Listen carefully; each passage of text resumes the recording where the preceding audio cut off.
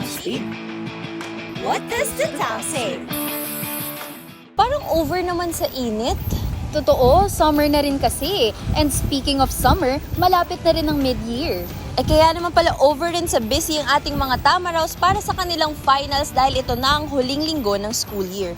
Ikaw ba, Bless? Meron ka bang mid-year plans? Siyempre meron. And for sure, ang ating fellow Tams marami rin. Kaya halina't alamin natin kung paano sila magiging productive sa paparating na mga buwan dito sa Tam Speak.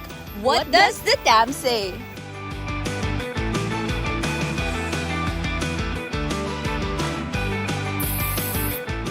Every mid-year, ang daming pwedeng gawin. Mag-bond with family and friends, magpahinga, mid-year classes. Ako naman, wala na akong classes, so focused ako on resting and org work.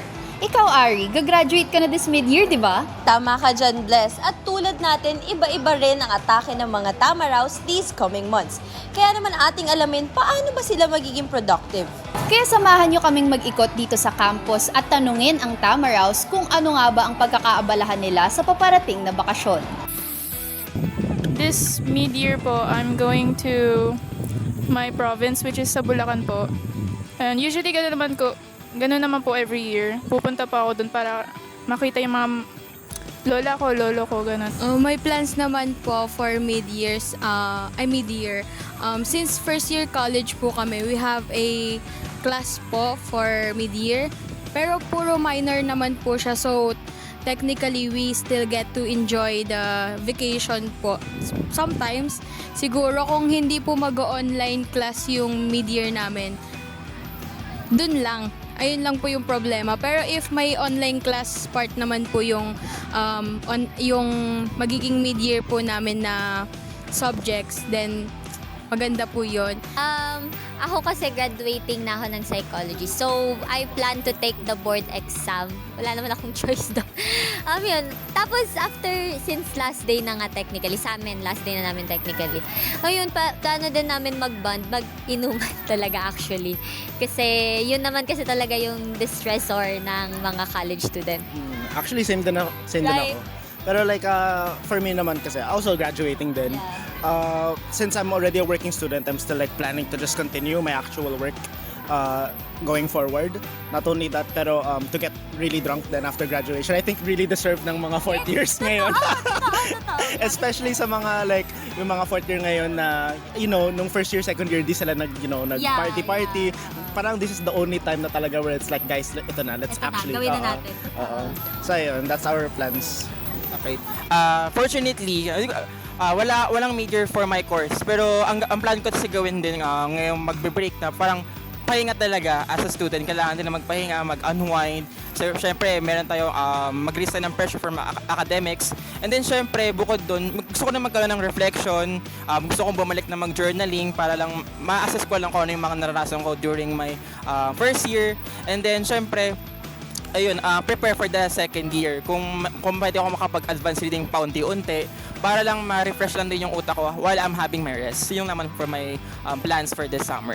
Thank you. Siguro on my end, first and foremost na gagawin ko is to spend time with my family. Parang to go out, to connect more. And then siguro magre-reflect ako kung ano yung mga gaps na kailangan ko i-fill in na hindi ko nagawa this school year, na kailangan ko siyang ma-achieve more to strive more in ACADS. And siguro overall magpapahinga since yun nga, very stressful as a freshman, kailangan mo mag-adjust sa bagong environment and such, and yung parang curriculum nagbago since college na. Parang yung pahinga, yung mid-year or yung summer namin is i-utilize to overall magpahinga sa time na yun. Napaka-productive naman pala ng plans nila, Bless. Totoo. At ang nagustuhan ko pa is alam nila talaga kung saan ilalaan yung mga oras nila. At sana kahit sa busy days ng ating mga kapwa-Tams, hindi nila makakalimutang tumigil at magpahinga saglit. True. Kaya naman ating alamin kung ano ang mga ginagawa nila para mag-relax at ano ang kalagahan nito para sa kanilang mental health. How I relax is I like to play instruments, specifically guitar. Tapos kumakanta. Yan. What I do to relax po, I usually play Valorant po. Especially with friends. Nandun po sila.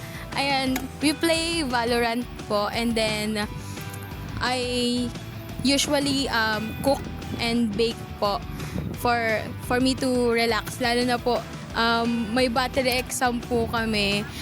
Yun, syempre, nai-stress po kami. Kaya po, naggagano na lang po kami. Parang procrastinating lang po din talagang ginagawa ko. So, Siguro ngayong summer, kasi ngayon hindi ko masabi na hindi ako burnout kasi gas-gas kasi talaga kami especially psych. Thesis kasi naghahabol ng psych. Tapos, pero ngayong summer, I plan na umuwi sa probinsya para, ma-meet yung family ko. Tapos makita ko na yung dog ko uli kasi yun lang naman yun talaga. And since mag-board exam nga, mag-review center, ganyan, if kaya ko umuwi sa province, uuwi ako just for the sake. Kasi yun yung parang reset kasi sa akin yung province eh. Doon kasi talaga like nawawala lahat ng stress for me.